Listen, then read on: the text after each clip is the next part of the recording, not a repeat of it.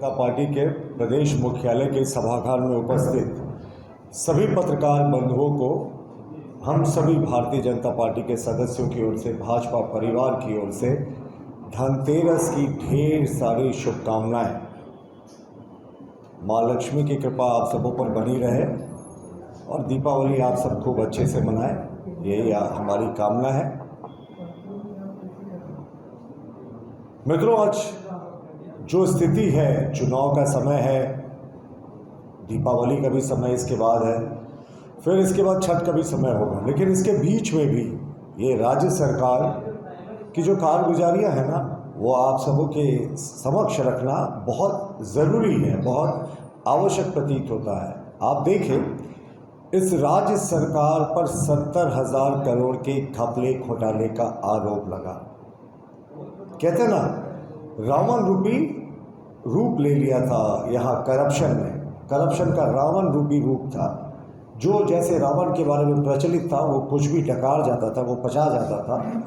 तो इस सरकार के 5 वर्षों के कार्यकाल में करप्शन ने वही रूप लिया और बालू पचा गया, कोयला पचा गया, कोयला का स्कैम हुआ, बालू का स्कैम हुआ, लोहा पचा गया, अभिजीत के स्क्रैप का स्कैम हुआ, लैंड स्कैम हुआ, ज़मीन पचा गया। तो करप्शन का इतना बोलबाला था। और ट्रांसफ़र पोस्टिंग में क्या कुछ हुआ, ये अगर 5 वर्षों का रियलिटी चेक देखेंगे, जब हमारी सरकार 23 तारीख के बाद बनेगी तो हम आंकड़ा आपके सामने प्रस्तुत करेंगे। लेकिन जो आंकड़े हमारे पास उपलब्ध हैं, उसके हिसाब से 10,000 से ज़्यादा ट्रांसफ़र पोस्टिंग से सरकार के कार्यकाल में हुए हैं, जो कि मुझे लगता है एक ऐसा रिकॉर्ड है जिस पर कोई सरकार गर्वान्वित महसूस नहीं करना चाहेगी। और इस सरकार में जिस दिन अधिसूचना जारी हो रही थी, उस दिन भी ट्रांसफ़र पोस्टिंग का दौर लगातार जारी था। बड़ी संख्या में IFS अफसरों की ट्रांसफ़र पोस्टिंग हुई थी। उसको लेकर भी हम चुनाव आयोग गए, चुनाव आयोग को उस पर फाइनल कॉल लेने आए। लेकिन ये बहुत अफसोसजनक बात है, जिस तरीके का करप्शन हुआ। सिर्फ धनबाद एक ज़िले में कोयले का 1,20,000 करोड़ के अवैध खनन का इस सरकार के अधिकारियों पर आरोप लगा। फिलहाल ये मामला अदालत में विचाराधीन है, लेकिन ऐसे आरोप लगे और ये सरकार में जो त्राहिमाम स्थितियां रही, जो कहते हैं ना एक आदर्श व्यवस्था रहती है, इस सरकार ने तो बहुत की जो है वो रक्षा करने का संकल्प लिया था। 7400 के आसपास आंकड़े हैं। 7200 के आंकड़ों के बाद पिछले 2 महीने में औसत जोड़कर देखें तो 7400 के आसपास बलात्कार के केसेस हो चुके हैं और पॉस्को और रेप केसेस में 25% से भी कम केसेस में सजा हुई है। त्राहिमाम की स्थिति है। 2.5 लाख कॉग्निजेबल ऑफेंस, यानी जिसमें कोर्ट संज्ञान लेता है, ऐसे आपराधिक मामले इस सरकार में दर्ज हुए हैं। तो पूरे तरीके से त्राहिमाम की स्थिति है। और ये जो 7200-7400 रेप केसेस हुए हैं ये बेटियों के, उसमें से 1/3 जो है वो SC और ST समुदाय की बेटियां हैं। तो ये सरकार तो अपने आप को SC ST और पिछड़ों की सरकार बताती है, झारखंडियों की सरकार बताती है, लेकिन सबसे ज़्यादा अगर बेटियों पर अत्याचार हुआ तो वो इसी सरकार के कार्यकाल में हुआ।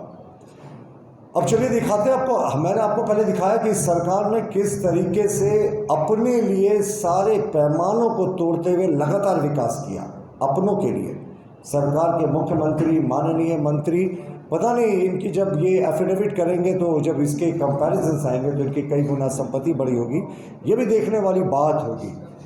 लेकिन जिस तरह से इस सरकार ने अपना कल्याण किया, पिछले 5 वर्षों में लूट, खसोट, भ्रष्टाचार और जो भाई भतीजावाद रहा वो चरम पर रहा। और उसके उलट इस सरकार ने आज जो शिक्षा और मेडिकल की बुनियादी व्यवस्था है उसको पूरे तरीके से ध्वस्त कर दिया। अब हम अगले कुछ मिनटों में आपको सरकार के आंकड़ों से समझाएंगे कि कैसे शिक्षा व्यवस्था, जो आम व्यक्ति से जुड़ा हुआ है, जो गरीब सरकारी स्कूलों में जाते हैं पढ़ने के लिए, उस व्यवस्था को ध्वस्त कर दिया।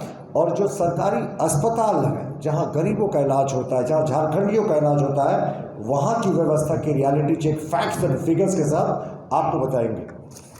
देखिए, शिक्षा क्षेत्र की प्राथमिक सूची में शिक्षा और स्वास्थ्य सबसे महत्वपूर्ण होता है, क्योंकि ये समाज के एक एक व्यक्ति से जुड़ा होता है। सरकार के आंकड़े मैं दिखाता हूँ आपको। ये सरकार ने जो आंकड़े जारी किए हैं, इनके यहाँ 3,218 पोस्ट है मिडिल स्कूल में हेडमास्टर्स के। जानते हैं कितने खाली हैं? 3163 पोस्ट अभी भी खाली है।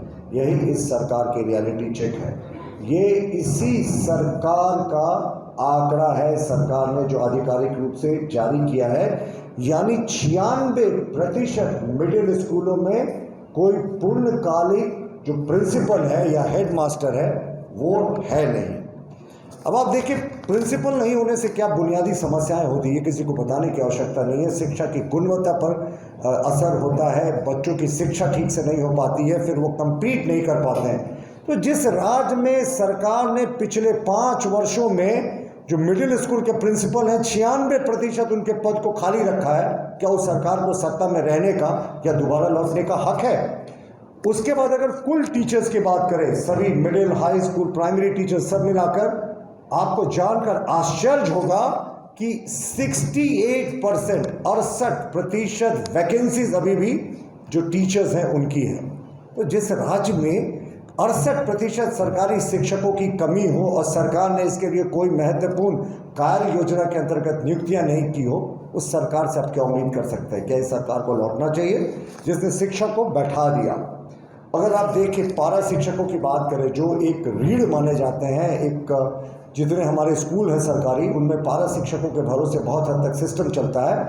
60,000 पारा शिक्षकों को इस सरकार ने कंफर्म करने का, उनको तमाम तरीके से बेहतर भत्ता देने का वादा किया था। लेकिन क्या जो सरकार ने दिया उससे ये संतुष्ट है? बिल्कुल नहीं। आपने देखा ना, 1-2 महीने पहले 60,000 पारा शिक्षक आंदोलन कर रहे थे और इस बेरहम और बर्बर सरकार ने उन पर लाठियां बरसाई जब वो मुख्यमंत्री जी को स्मारक पत्र देने जा रहे थे और उन पर फर्जी मुकदमे किए। यही इस सरकार की रियलिटी चेक है। व्यवस्था का इन्होंने फट्टा बैठा दिया है। अब आप गांव के आदिवासी मूलवासियों की कहते हैं हम सरकार है, तो आपने गांव की शिक्षा व्यवस्था, शहरों में जो सरकारी स्कूल है उस शिक्षा व्यवस्था को क्यों बैठाया? इसलिए मुख्यमंत्री जी, आपकी सरकार दोबारा लौटने वाली नहीं है। अब चलते दूसरा महत्वपूर्ण जो पहलू होता है वो स्वास्थ्य होता है। जो गरीबों के लिए सबसे पहला जो सेंटर होता है वो प्राथमिक चिकित्सा केंद्र, उप स्वास्थ्य केंद्र, कम्युनिटी हेल्थ सेंटर तमाम जगह होते हैं। और इन सेंटर्स से आप सब, हम सबों से बेहतर तरीके से वाकिफ हैं साहब। इन सेंटर्स में डॉक्टर्स की बात तो छोड़ दीजिए, इन सेंटर्स में आपको कंपाउंडर नहीं मिलेंगे, कंपाउंडर बैठे हुए नहीं मिलेंगे। हमारी सरकार ने कम्युनिटी जो बीएससी इन कम्युनिटी सर्विसेज का जो शुरू कराया था, इस सरकार ने उसको आगे चालू नहीं कराया। मुख्यमंत्री ने सबको डिग्री जरूर दिया। कितने जो हमारे बीएससी कम्युनिटी हेल्थ में जिन्होंने किया था, जो प्राथमिक चिकित्सा केंद्र को मैन करते थे, इस सरकार ने उनको नियुक्त किया। तो इस सरकार के अब मेडिकल का हम आपको रियलिटी चेक दिखाते हैं। वर्ल्ड हेल्थ ऑर्गेनाइजेशन कहता है कि 1000 में एक डॉक्टर जो है वो एक अनुपात होना चाहिए आबादी के आधार पर। झारखंड में क्या अनुपात है पता है साहब? 1 लाख की आबादी पर सिर्फ 6 डॉक्टर्स हैं। तो आप सहजा अंदाज लगा सकते हैं कि विश्व के जो मानक हैं उससे हमारा झारखंड कितना पिछड़ा हुआ है। और इस सरकार को बताना चाहिए कितने डॉक्टर्स और नर्सेज की नियुक्ति इन्होंने पिछले जो अपना 5 वर्षों का कार्यकाल है उसमें किया। और आजकल तो कहते हैं ना, सुपर स्पेशलिस्ट का ज़माना होता है। हार्ट के लिए अलग डॉक्टर्स होते हैं, लंग्स के लिए अलग डॉक्टर्स होते हैं, किडनी के लिए अलग डॉक्टर्स होते हैं। जो सुपर स्पेशलिस्ट के पद हैं झारखंड सरकार में, 85% पद खाली है झारखंड सरकार के आधिकारिक आंकड़ों के अनुसार। तो जिस सरकार में 85% विशेषज्ञ शिक्षकों की, माफ कीजिएगा, चिकित्सकों की नियुक्ति नहीं हुई हो, क्या उस सरकार को लौटना चाहिए? विश्व की सबसे बड़ी हेल्थ इंश्योरेंस की योजना जो प्रधानमंत्री जी की एक अति महत्वाकांक्षी योजना है, जिसको हार्वर्ड बिजनेस स्कूल, जो बहुत प्रेस्टिजियस बिजनेस स्कूल माना जाता है, उसने भी केस रिव्यू किया कि कैसे 140 करोड़ जनता का एक बड़ा हिस्सा गरीब, जिसमें 60 करोड़ के आसपास है, वो उन्हीं अस्पताल में इलाज करा पाते हैं जहां पर अमीर करा पाते हैं। ये प्रधानमंत्री जी की आयुष्मान योजना के तहत संभव हुआ। अब आप देखें इस सरकार की रियलिटी चेक कि इन्होंने आयुष्मान योजना का जो पूरे देश में सक्सेसफुली चल रही है 2-3 राज्यों को छोड़कर, झारखंड में भट्टा बैठा दिया साहब। इसमें केंद्र सरकार अपना 60% अनुदान देती है, राज्य सरकार 40% अनुदान देती है। केंद्र सरकार ने अपने हिस्से का 60% अनुदान तो रिलीज कर दिया, लेकिन राज्य सरकार उस पैसे को दबाकर बैठ गई, जिसके कारण बड़े बड़े अस्पतालों ने लंबे समय तक आयुष्मान कार्ड को एक्सेप्ट करना बंद कर दिया था। तो यही इस सरकार की रियलिटी है कि यहाँ आयुष्मान योजना को भी इन्होंने फट्टा बैठा दिया था। देखिए, संस्थागत प्रसव एक बहुत महत्वपूर्ण मुद्दा होता है महिलाओं से जुड़ा हुआ। मैं संस्थागत प्रसव की बात कर रहा हूँ। 25% आबादी आज सरकार के संस्थागत प्रसव की योजना से वंचित है। महिलाओं के अधिकार की बात करते हैं, महिलाओं के स्वास्थ्य की बात करते हैं, और इस राज्य की 25% आबादी जो है वो संस्थागत प्रसव से अभी भी वंचित है। और मैं आपको जिलों का नाम बताता हूँ, हजारीबाग, सिमडेगा, सिंहभूम और रामगढ़। यहाँ तो 60% आबादी जो है वो संस्थागत प्रसव से अभी भी वंचित है। यही इस सरकार की रियलिटी चेक है। पैसे खूब लूटे, भ्रष्टाचार खूब किया, भाई भतीजावाद खूब किया, माइन सीरीज अपने नाम, अपने परिजनों के नाम दे दिया, लेकिन महिलाओं के लिए जहाँ संस्थागत प्रसव की बात आती है ना, तो पूरी एक बड़ी आबादी के हिस्से को इन्होंने वंचित करके रख दिया।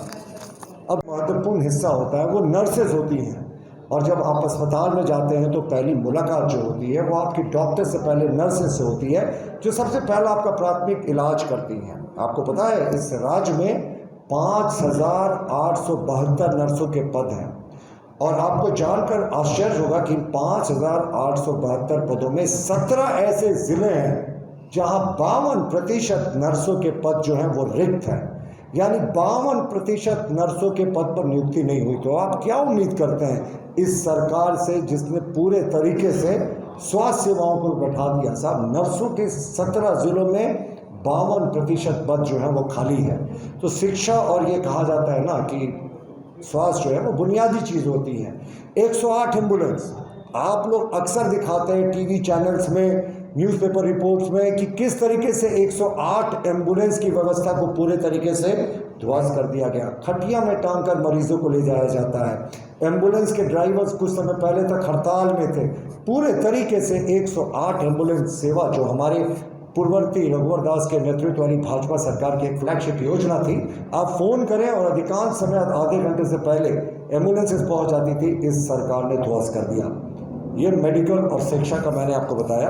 अब लास्ट में मैं खाली आपको ये बता रहा हूँ कि ये सरकार कहती है ना साहब, हम आदिवासियों की सरकार हैं, और झारखंड बनने के बाद अगर पुलिस या जुल्म की बात करें तो सबसे ज़्यादा पुलिस की कस्टडी पे, जो कस्टडी में लेने के बाद अगर किसी सस्पेक्ट पर टॉर्चर किया जाता है तो वो आदिवासियों पर किया जाता है। कई आदिवासियों को माओवादी होने के शक में बाद में वो छूट भी गए। कई आदिवासियों को मुर्गा चोरी जैसे छोटे जुर्म में पुलिस ने लॉकअप में रखकर इस सरकार के पुलिसिया तंत्र ने अत्याचार किया। उनकी मौत हो गई, या बहुत गंभीर रूप से घायल हो गए, या विकलांग या अपंग हो गए। ऐसे 33 केसेस हैं जो नेशनल क्राइम रिकॉर्ड ब्यूरो के आंकड़ों के अनुसार हैं। और शर्मनाक बात इस सरकार के लिए है कि 33 केसेस में 23 केसेस जो हैं वो अनुसूचित जनजाति से आने वाले लोगों के हैं। तो इस सरकार में जो पुलिसिया जुल्म है ना, वो अनुसूचित जनजाति के लोगों पर बहुत ज़्यादा बढ़ गया। मैं फिर से एक बार आपको फाइनली रिकैप करा देता हूँ। मिडिल स्कूल में 96% प्रिंसिपल के पद आज भी खाली हैं। 3218 पद है, 3163 प्रिंसिपल के पद अभी भी खाली है। कुल जो टीचर्स की वैकेंसी है वो 68% इस राज्य में खाली है। 60,000 पारा टीचर्स आज भी सड़कों पर हैं, उनकी मांगें पूरी नहीं हुई, उनके साथ बर्बरता है। शिक्षा को इन्होंने बैठा दिया। स्वास्थ्य की अगर हम बात करें तो 1 लाख की आबादी में 6 डॉक्टर्स हैं सिर्फ, जबकि WHO कहता है 1000 की आबादी पे 1 डॉक्टर होना चाहिए।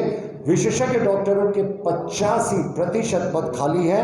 आयुष्मान योजना का इस सरकार ने भट्टा बैठा दिया। संस्थागत प्रसव से 25% आबादी जो है वो वंचित है। 4 प्रमुख जिले हैं झारखंड के, वहां पर 60% लोग जो है वो संस्थागत प्रसव से वंचित है। Primary health centre, community health centres में डॉक्टर्स की बात छोड़िए, कंपाउंडर्स नहीं मिलते हैं। 5,872 नर्सों के पद है जो 17 जिलों में 52% खाली है।